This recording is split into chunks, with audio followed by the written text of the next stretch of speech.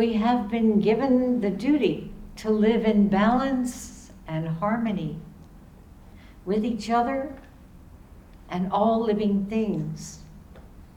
So now we bring our minds together as one, as we give greetings and thanks to each other as people. Please join me in saying, now our minds are one.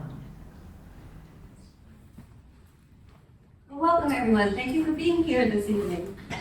This is part of the Tibetan Buddhist and Basic Sanma program. It's titled Healing and Compassion in Challenging Times.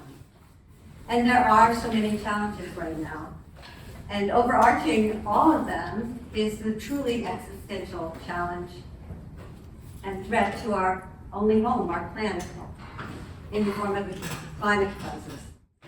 What can we as individuals do? How can we not get lost in the literal and figurative storms that are now the new norm? Our guest tonight, Shinge Roshi, Sherry Chaya, has devoted her life to the light and to helping us discover for ourselves that light that can help us find our way in these challenging and yes, sometimes it feels very dark times. The fact that we are all in this room together right now, this evening, with Shinge Roshi is kind of miraculous, really. Almost infinite circumstances had to occur, whether you believe that they are random or not, for that to happen. So we'd like to thank a number of people that helped make that happen. First of all, the Richard F. Brush Art Gallery, the University Chaplain's Office, the Center for the Environment, the Philosophy Department, Religious Studies Department, and Environmental Studies Department. Thank you. So, to give you a sense of how rare it is to meet such a person as Shinge Roshi, I'd like to tell you just a little bit about her. Her Buddhist credentials literally extend in a line of transmission from one master to the next, all the way back to Shakyamuni Buddha. She is recognized as a really important figure in the establishing of Buddhism in America, particularly Zen Buddhism. Shinge Roshi began formal Zen practice in 1967. In 1976, she began leading the Zen Center of Syracuse and was formally installed as its abbot in 1996. In 2008, she was authorized as a Roshi, a Zen master. It's worth noting that there are still relatively few women of this rank in Zen Buddhism, even today. For over 10 years, in addition to being the abbot of the Zen Center of Syracuse, she was the abbot of Haudenosaunee Monastery in the Catskills and Shobuji in New York City. As a Zen teacher, she has hundreds of students scattered all over the world, including some of us here. She's an award-winning writer and editor of a number of books and many articles on the subject of Buddhism and also art. She studied art professionally and wrote a weekly column for Syracuse Sunday News magazine, and then ran for 20 years, and she has curated several art shows. Shinge Roshi's talk today relates particularly to the exhibition in the hallway gallery titled For Our Only Home, which highlights the similarities between the indigenous and Buddhist approaches to the environment and climate crisis. So now, tonight Shinge Roshi will teach us about caring for our only home, a Buddhist response to the climate crisis.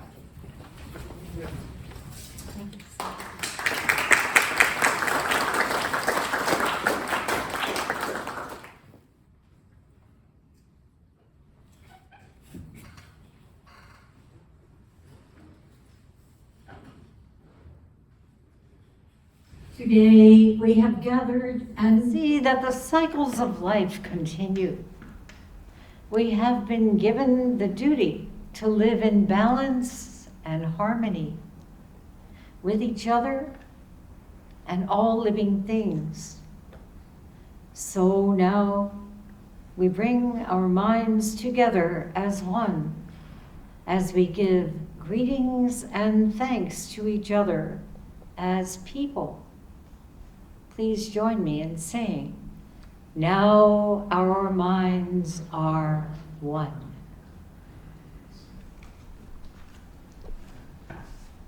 We are all thankful to our mother, the earth, for she gives us all that we need for life. She supports our feet as we walk about upon her. It gives us joy that she continues to care for us as she has from the beginning of time.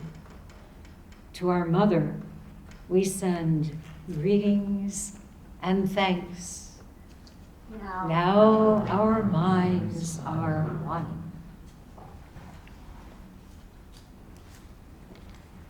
We now turn our thoughts to the trees. The earth has many families of trees who have their own instructions and uses. Some provide us with shelter and shade, others with fruit, beauty, and useful things. Many peoples of the world use a tree as a symbol of peace and strength. With one mind, we greet and thank the tree life. Now our minds are one.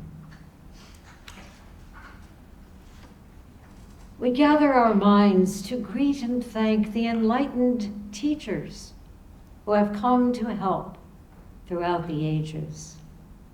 When we forget how to live in harmony, they remind us of the way we were instructed to live as people. With one mind, we send greetings and thanks to these caring teachers. Now our minds are one. So I've just read a few excerpts from a booklet inspired by Jake Swamp, offered by the Six Nations Indian Museum and the Tracking Project. It's called Thanksgiving Address, Greetings to the Natural World, Words Before All Else. On October 21st, many of you heard a fuller version of the Haudenosaunee Thanksgiving Address given by Akwesasne artist Junni Fox to introduce the ritual opening ceremony for the construction of the Shinge sand mandala by monks from Namgyal Monastery in Ithaca. How many of you have had a chance to watch them work? It's really wonderful, and if you haven't, please do. And just go in there and sit in silence on the bench or stand there and let the beautiful quality of compassion represented by Chenrezig enter you. So that was October 21st, that formal opening. We might say it just so happened to be October 21st, but in Buddhism, we believe nothing happens by accident. And an example of the mystical interconnections contained within and radiating outward from a mandala. For many decades, we have been celebrating the 21st of every month as Mandala Day at the Zen Center of Syracuse and International Daibusatsu Zendo, and perhaps here from time to time. We do so following the instructions of my Dharma grandfather, Soen Nakagawa, when he was a young monk living on Mount Daibusatsu in Japan, and bowing across the Pacific to another monk, Nyogen Senzaki, one of the pioneers who brought Zen practice to this continent. And we do so in recognition of the spiritual interrelationship between our founding teachers and all practitioners, past, present, and future, right here, now. Words before all else.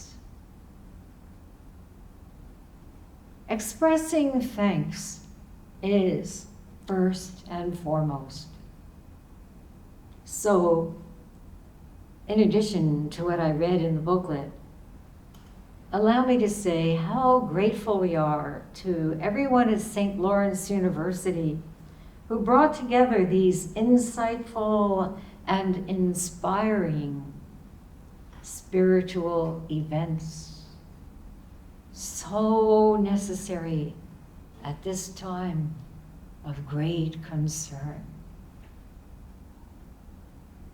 I want to thank especially Soren, Catherine Schrady, and Catherine Tedford, the organizers, the monks from Namgyal Monastery, the St. Lawrence University Arts Collaborative, Daniel Kozort, Professor Emeritus of Religious Studies at Dickinson College,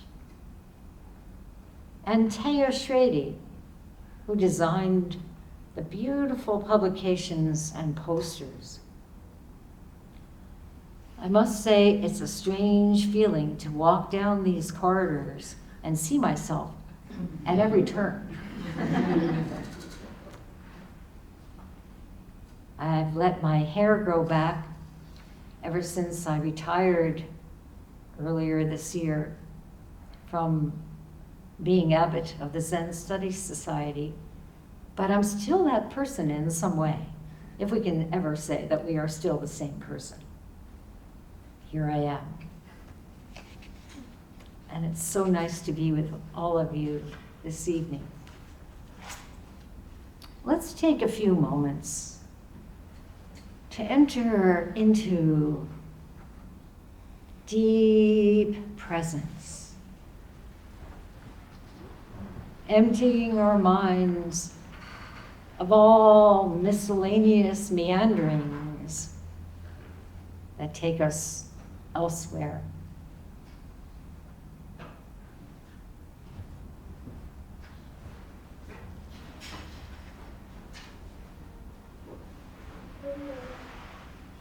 And while people get settled, please come in and find a seat. There are always seats in the front, anywhere you go. I'm not going to sit in front. What might happen? Anyway, please feel free, especially if you're smaller than some of the big people sitting up there. Come on down. Wonderful.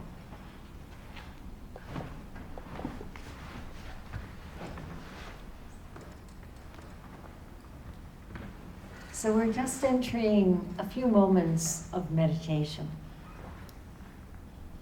Just returning to this very breath with full attention. Emptying on the out-breath and receiving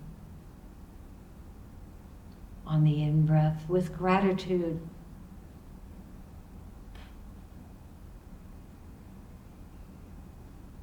And just feeling how the tension in our bodies, the tension of our efforts today, the tension to get here in time, the tension of what our communities are experiencing in these days. Just feel how that tension falls away on each out-breath. Let it go. I promise you'll find some new tension later on. But for now, just being here. in this moment.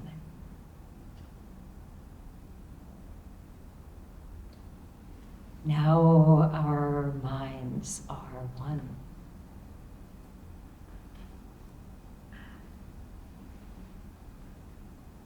It's so important to return to one, to return to the source, in order to do the work that's desperately needed at this challenging time.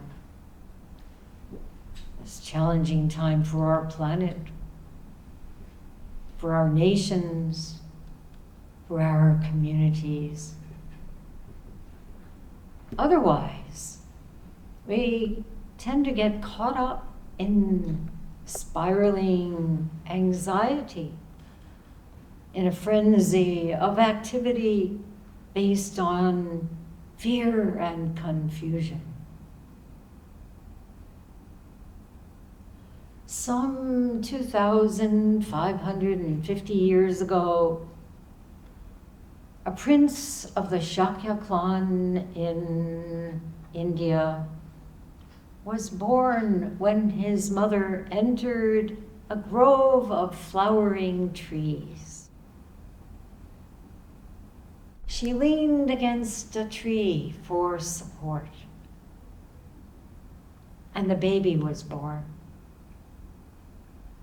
When he grew up, he left his cosseted life in the palace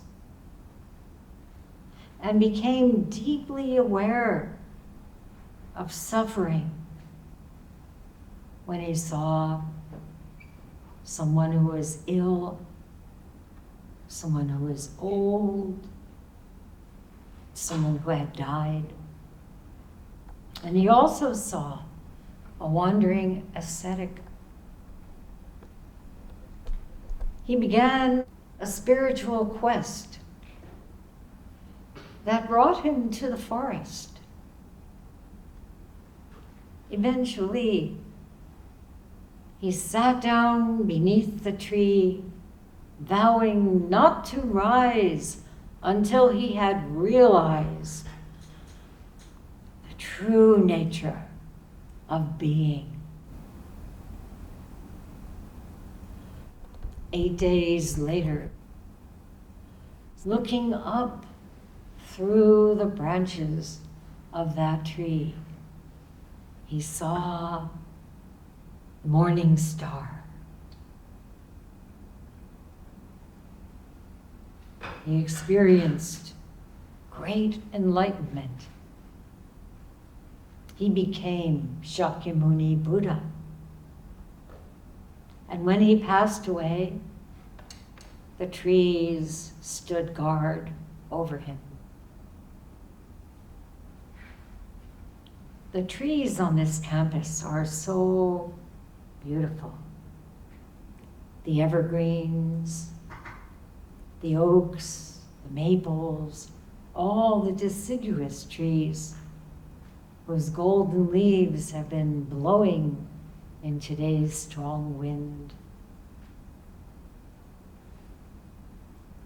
Many of us, I'm sure, have had special experiences with trees. I'll give you a moment to remember.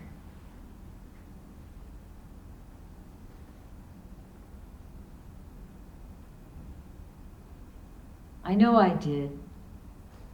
As a young girl, beset by grief and rage at a particularly challenging time in my life, I too sat down under a tree, not knowing anything about Buddhism.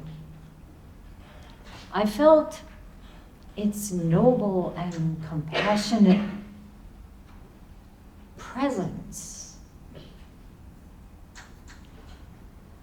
And gradually, those difficult emotions dissipated, and the little bubble of misery in which I thought I was doomed to live burst.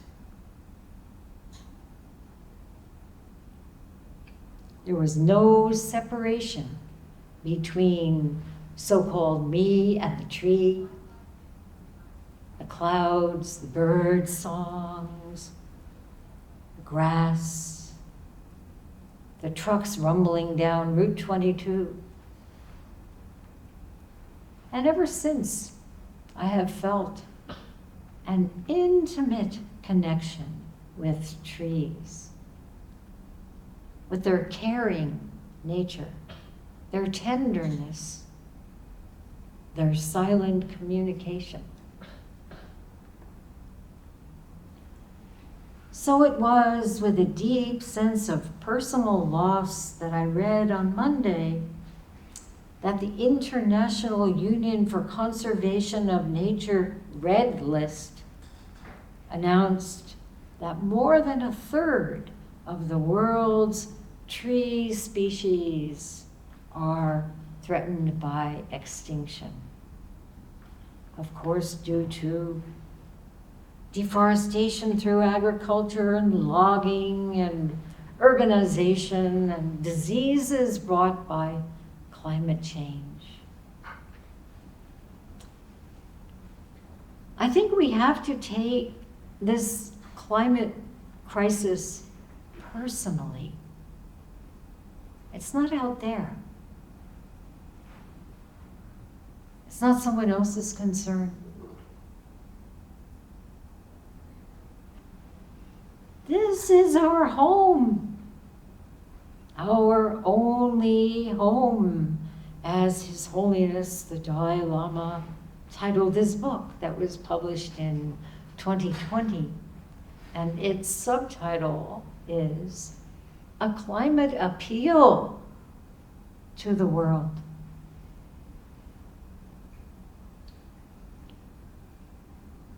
We are living in an age of unprecedented crises. I don't have to enumerate them.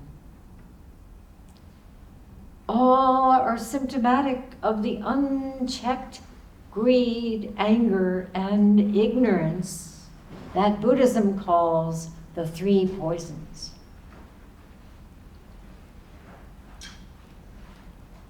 We humans are the only species with the power to destroy the earth as we know it, His Holiness wrote to the young climate activist Greta Thunberg in 2019.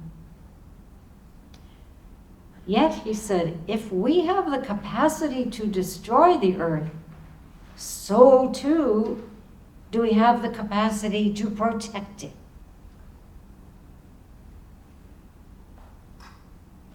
We may feel that our current predicament is too complex, that we've gone beyond the tipping point of any restorative efforts.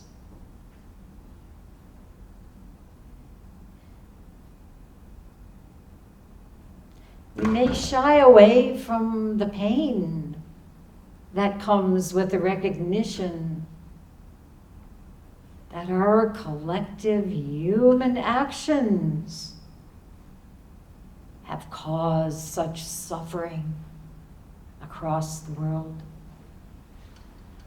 However, avoiding engagement is a luxury we cannot afford. We must inform ourselves and cultivate our wisdom mind to address injustice, to bring discernment to the political process. Tuesday is election day. And simply do our very best to care for our only home. When Daivasalsa Zendo, our monastery in the Catskill Mountains, was being built in the 1970s, we had many financial problems. an oil embargo. Anybody remember that? And runaway inflation. The money that we had been so generously given wasn't going to do it. We couldn't finish building. Looking back at that time, my teacher, Edo Roshi, said, I couldn't control anything that was happening in the world. I felt powerless, helpless, limited. So he secluded himself in a small cottage on the property. I did open house, he said. I opened my heart. I opened my being.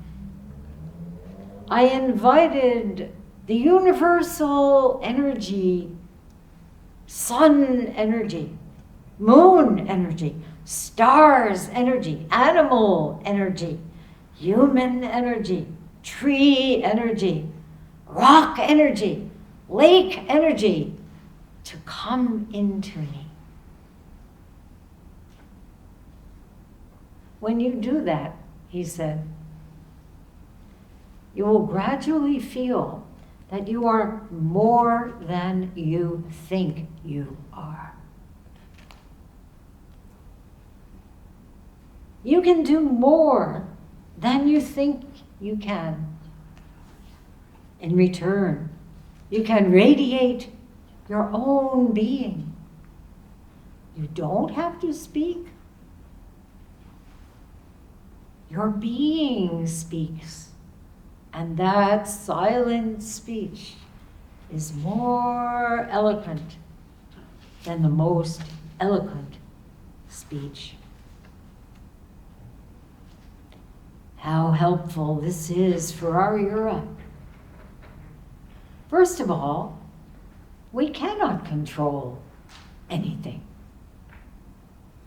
Nothing goes according to our limited views except limitation. Second of all, if we think we're alone in our struggle, we will be.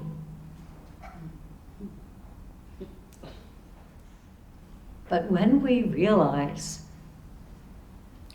that Mother Earth, Grandmother Moon, Grandfather Thunder, all the Buddhas and Bodhisattvas are with us, when we call upon them, we can hear what they have to tell us. When we unite with Avalokiteshvara, the Bodhisattva of compassion, Genrezig in Tibetan, Kanzeon in Japanese, then indeed we are more than we think we are. We are in this together in this mandala. Hearing what they have to tell us. This reminds me of the time in 2018 when I attended the Parliament of World Religions in Toronto, where many representatives of the First Nations all across the continent were giving teachings.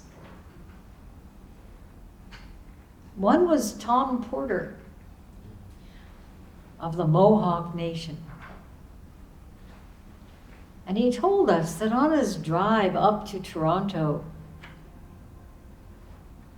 he was feeling very nervous,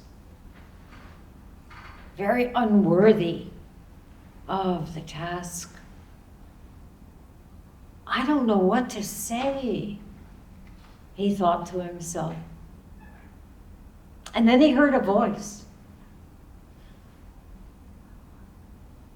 I knew whose voice it was, he said. It was Mother Earth. She said, I have supported you humans for a long time, but you are causing me great harm. Tell them,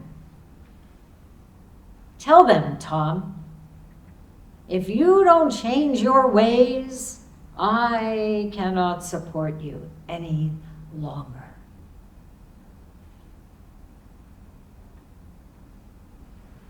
So he told us. How do we change our ways?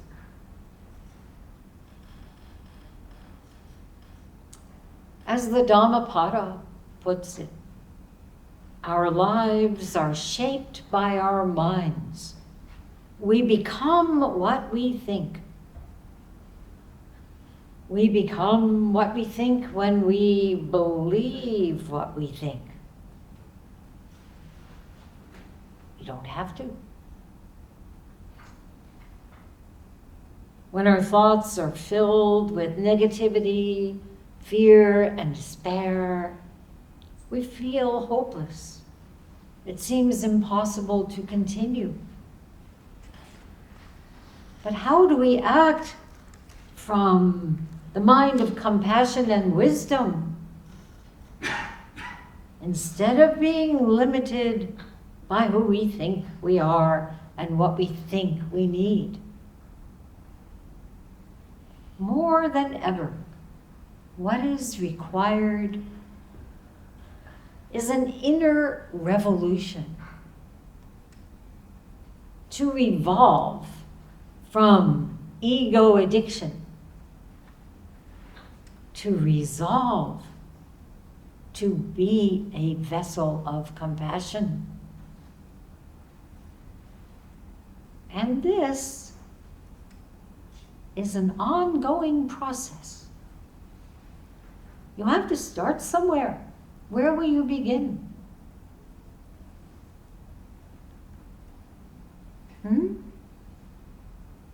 Here. Here is a good answer. Very, very good.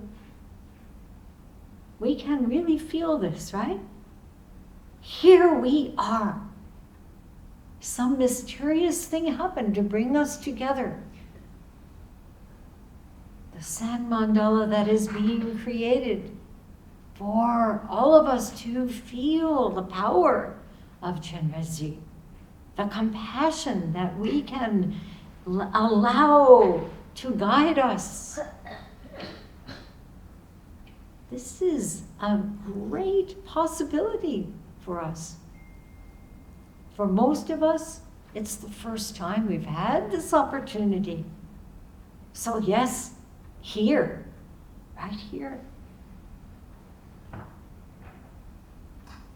Of course, it takes courage to look within and acknowledge our laziness, our pulling back, our timidity, our unwillingness to do what is asked of us, to see the manifold ways in which we cut corners, put things off, don't follow through, and try to get out of whatever it is we're asked to take on. We can't actualize our bodhisattva vow when we think we're separate from others. When we put all our energy into protecting this illusory construction we call the self. Trungpa Rinpoche said, taking the bodhisattva vow implies that instead of holding our own individual territory and defending it tooth and nail, we become open to the world that we are living in.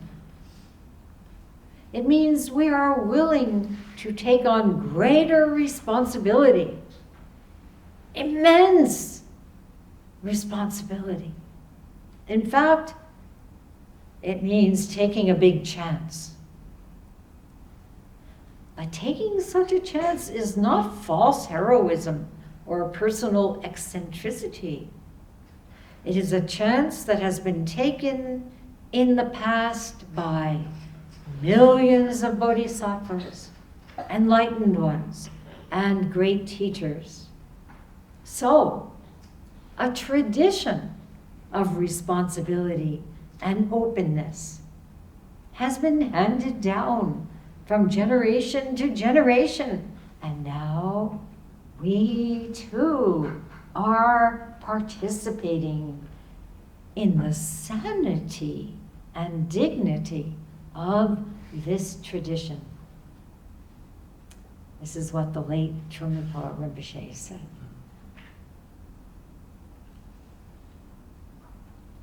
Of course, all of you know the many ways in which each of us can take on greater responsibility and make consequential changes.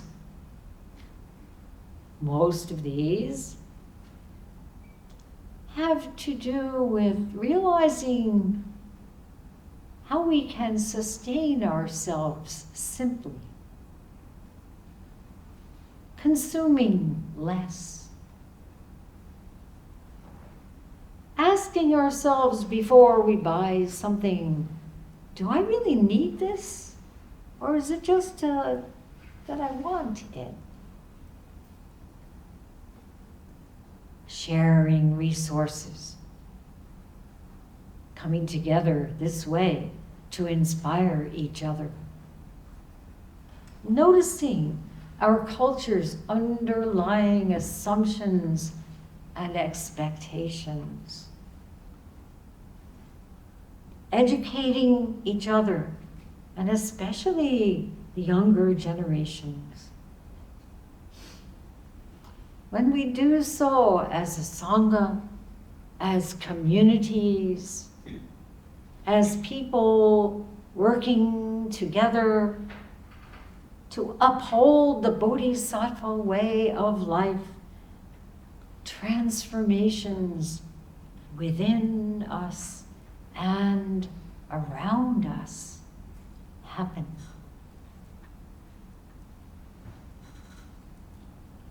One of my favorite sayings by Nyogen Senzaki from nearly 100 years ago is, essential to Buddhism is the understanding that unless there is significant transformation in the ways we relate to ourselves and others, we will continue to develop social and cultural structures that manifest and reinforce the futile struggle to escape from our sense of lack by taking refuge in acquisitive and aggressive behaviors. Sound familiar? Very different kind of taking refuge from taking refuge in Buddha, Dharma, and Sangha. But it's what the predominant culture wants us to do. And he ended with this statement, I call this understanding a radical culture of awakening. A radical culture of awakening requires us to face this present moment squarely, knowing we cannot be sure whether it will be what we want, what we like. Radical truth is not dependent upon view or preference. It has nothing to do with, I like this, I don't like that. Indeed, the main obstacle to waking up is this four-letter word, like. If we're really doing radical investigation, this radical means root, right? Radical investigation, plumbing the roots of our lives. There's no like. The radical nature of Buddhist practice is to see through the hankerings after simile and preference. Simile, it's like this, it's like that. Preference, I like this, don't like that. So to wake up to one's life is to act in the radical truth of this moment in which all beings are interconnected. They didn't ask us, do you like me or not? They are right here with us. And they didn't tell us, I wish you would go away. They accept us. This is radical, but it's the truth underlying everything.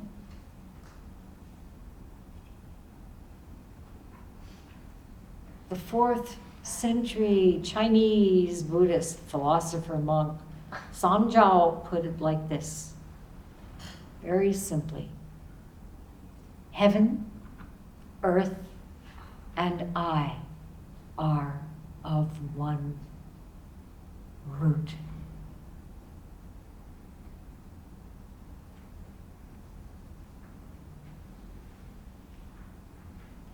So in this radical truth, we are rooted, strong. We can feel the strength. Each of us is a tree. We can feel it even in, maybe especially in the most difficult of circumstances.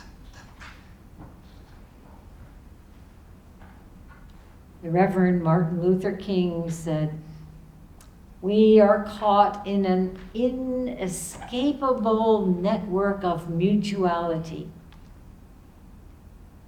tied in a single garment of destiny. Whatever affects one directly affects all indirectly. So how do we respond to this moment? Not from the delusion of a separate self, but from this network of mutuality. You won't like my response to it. We have to feel the pain. We have to. We can't ignore anyone or anything. When our hearts are torn open, when we are awake to the suffering around us, only then can we find the will to change, to do the work required. Only then does compassion, in its true meaning, suffering with,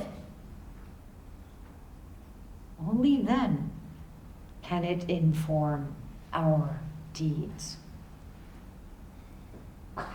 So, in solidarity and faith, we sit. We sit in. We breathe. We chant. We pray. Our eyes are bathed in purifying tears. Mind and body fall away. Time drops away. We enter into shunyata, boundlessness, the emptiness of all phenomena.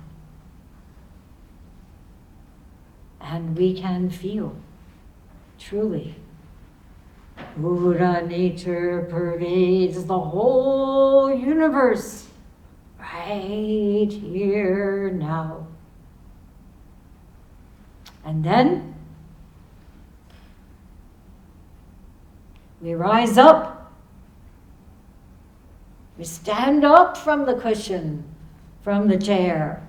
We stand up together and do what is needed in the very best way we can. We respond to the call with an open, attentive mind. The mind of radical acceptance that excludes no one. Now our minds are one.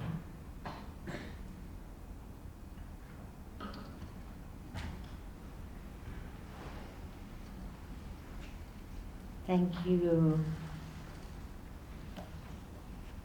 Is there anything anyone wants to say or ask or stand up and do a little dance? Yes? You know, there are a lot of initiatives going on in the world right now, people getting together, working to help the planet, to help each other. And I think it's really important to know what's around you. How can you participate? And I want to ask Morgan if you could say a few words about what you are planning to do at Daibusautsu Zendo, the monastery where I was abbot. Maybe just give a few words about what is planned. I think Kathy can say as much as I, but the idea being to harness these teachings towards a way of thinking about how we can engage and recognize that one connection. But also right here, not even at Daibusautsu, which is a wonderful, lovely place in the Catskills, very worth visiting. Right here in the gallery, the hallway gallery, part of the idea too was to give you some tools for engagement as you walk down and think about what can I do. There are many, many organizations, but we have some barcodes, not barcodes, QR codes, sorry.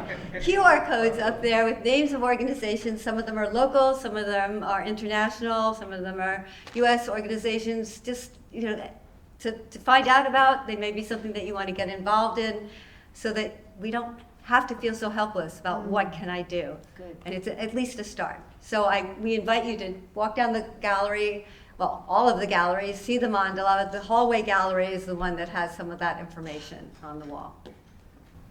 What do you do about not getting angry about all the injustice and everything that's happening? I mean, environmental, other, everything. Yes, it's do you not certainly get it? something that we all work with all the time, feeling the rising up of righteous anger, really, outrage at the way people are being treated, the injustice everywhere. But we have to turn that fire, if you will, to something that can be helpful. Otherwise, we get consumed by it, and we may tend to make things worse, you know, by pouring fuel on the fire. The nature of anger is very difficult to work with. Meditation is very important so that you're not just reacting. You know, I'm angry about this, I'm gonna do something about it, I'm gonna blah, blah, blah. And then some big fury comes up, and before you know it, you're really not helping at all, you're making things worse. But you can't just repress it, because then it comes out in unpredictable ways. I'm sure you've heard the expression, the shit hits the fan, and everybody's, doing that. Of course, we have to be discerning. That's why voting is so important. It's something we can do, and really to come together and say, this is what we truly wish for. We wish for the kind of change that we need. We wish for the happiness of all beings. We wish to alleviate suffering. How will we do that? Buddhist practice is based on that. The Buddha taught the Four Noble Truths, dukkha, first noble truth. There is suffering. But let's look at the origin of suffering. I spoke about that in my talk today. There are many, many ways in which we can see the things leading to suffering. And getting angry all by itself produces more suffering. But if you use anger wisely to make you realize, I can't just sit here and ignore things. I feel very strongly about injustice, about the planetary predicament. Then you can find ways to work with others and use that anger constructively. It's a wonderful question. Thank you. This is not a question so much as an observation, yes, but it's interesting that in your talk, it's really, the focus is on our true nature. If we don't know our true nature, how can we have any really substantive relationship with the natural world itself? It strikes me that oftentimes I think, of course, acquisitiveness and craving is the cause of suffering, but oftentimes it's the faith, I think, of many people is that technology alone can provide us the fix. And yet I think what I find very interesting here, that there has to be a deeper understanding of human nature as it is. Exactly. No matter what the technological fix might be, the person who is holding the tool has to know their true nature in order to use the tool, let's say, compassionately, as opposed to causing more suffering. Yes, because so often a tool may work, but it's a product of technology, and it may only work for a certain length of time, and it may only work for a certain person, and that person may be getting very willful about it, and everybody else has to use this tool and have all kinds of ideas about it. So the inner wisdom is crucial, isn't it? Everything comes and goes, but what we can count on is our true nature is Buddha. We have to awaken to it. We can't just speak about it. We have to really do everything it takes. Do the hard work. Sit down and shut up. Very difficult for people, right? Yeah. Let's see, we have 2 hands raised. So I think you, sir, and then, if you will. How can we work in such a polarized world where delusion is rampant, and there are forces that actually lie and deny climate change, for example, and that seems to make up a large percentage of even our country. And it's just, how do we connect with people who are so, I mean, I know we're all deluded, right? But some people are denying the very existence of such large concerns that we see. So how do we engage? How do we have dialogue? It can be very dispiriting, really. to feel that there's so much deception being given to people as the truth. And here I think it is a good example of technology in the wrong hands or used unwisely, right? We might call it social media, we might call it whatever, but things that are basically good can be perverted and used for ill. And that's happening a lot.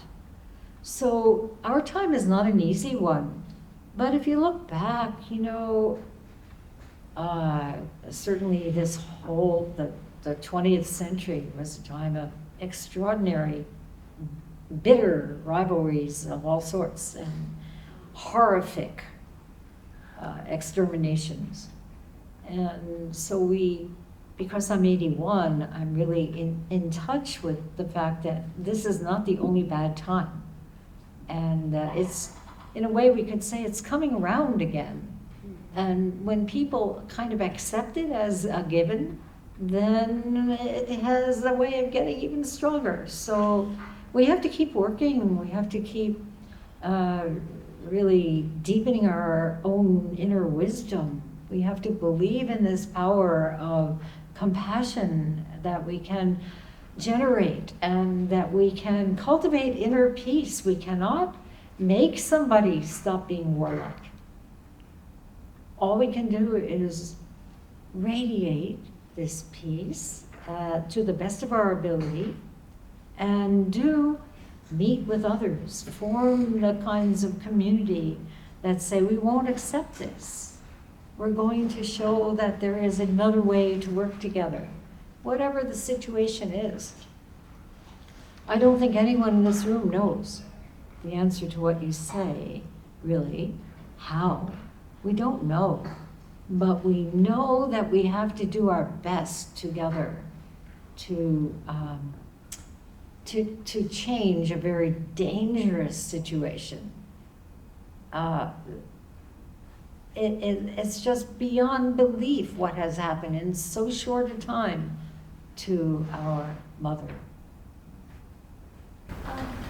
So in the last 10 years, the conversation around climate change has changed a lot, where there's no longer so much conversation of personal individual responsibility as much as it is about talking about large industries, fossil fuel companies that are causing severe environmental damage. And it can be quite easy then to kind of feel very small and powerless.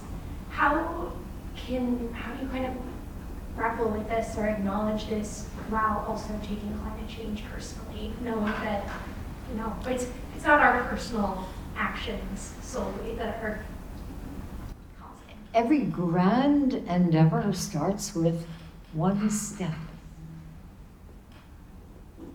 And when each of us realizes how interconnected we are, that each of us must do what we can, then it becomes something that can actually have quite a lot of power. Every liberation movement, if you think about it, in recent times has started that way. One person takes one step. Another person says, oh my, you did that? I want to be with you. Let's do it together. So without any kind of imposition of convictions and views, just being willing to take a step. Do what you feel in your guts is right. Not what you read on some, ridiculous thing, Instagram or something. What you feel yourself, you have it in you. And this is what we tend to forget. We tend to forget that we ourselves have everything we need within us. We have the opportunity to build, to cultivate this Buddha nature. You don't have to call it that. Just call it your inner wisdom. Call it your truly good power.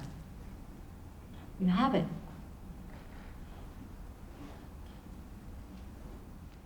So really, I'm just going to add a little postscript to what I just said to you. The fact that you're here tonight, the fact that we're all here, this in itself has power. It radiates. It is a mandala in its own way. Each of us has this cosmic force. And so to honor it, don't discredit it, okay? That's something people tend to do. Oh, I'm just. No, you are just. Okay? Believe this.